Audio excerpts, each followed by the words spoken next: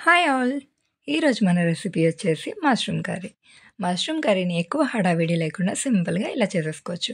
ముందుగా oil heat అయిన తర్వాత అందులో కొంచెం జీలకర్ర అలానే ఆనియన్స్ వేసి కొంచెం కలర్ చేంజ్ అయ్యే వరకు ఫ్రై చేసుకోండి.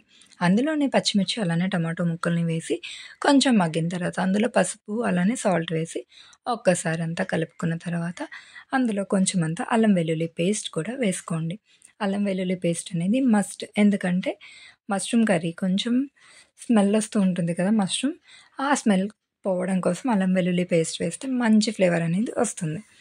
ఇలా వేసి అంతా ఒకసారి కలిపి సాఫ్ట్‌గా మగ్గిన తర్వాత మన మష్రూమ్ ఎంతైతే మనం తీసుకున్నామో అదంతా కూడా వేసి కలిపేసుకోవాలి.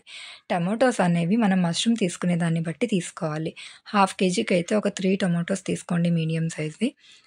లేదు ఒక 200 గ్రామ్స్ పావు కేజీ అయితే తక్కువ టొమాటోస్ తీసుకోండి. నేనిక్కడ హాఫ్ కేజీ మష్రూమ్ తీసుకున్నా. హాఫ్ కేజీకి 3 టొమాటోస్ తీసుకున్నా. అది అంతా మూత పెట్టిన తర్వాత వాటర్ అంతా సెపరేట్ అయ్యి దగ్గరకవుతుంది. అలా అయినప్పుడు అందులో కొంచెం ధనియాల పొడి, గరం మసాలా అలానే కారం వేసి ఒకసారి అంతా కలిపి ఇంకొంచెం సేపు మూత పెట్టి మగ్గనిస్తే ఇలా అంతా అందులోంచి న్యాచురల్‌గా వాటర్ వచ్చేస్తుంది. లాస్ట్‌లో కొంచెం కసూరి మేతి ఉంటే కొత్తిమీర కూడా వేసి ఒకసారి అంతా కలిపి మూత పెట్టేసి వదిలేస్తే ఇలా అయిపోతుంది కర్రీ. చూసారు కదా ఎంత పర్ఫెక్ట్‌గా వచ్చిందో. ఇలా సింపుల్‌గా చేసుకుంటే తినడానికి చాలా బావుంటుంది. నా వీడియోస్ కనుక మీకు నచ్చితే ఒక చిన్న లైక్ ఇవ్వండి.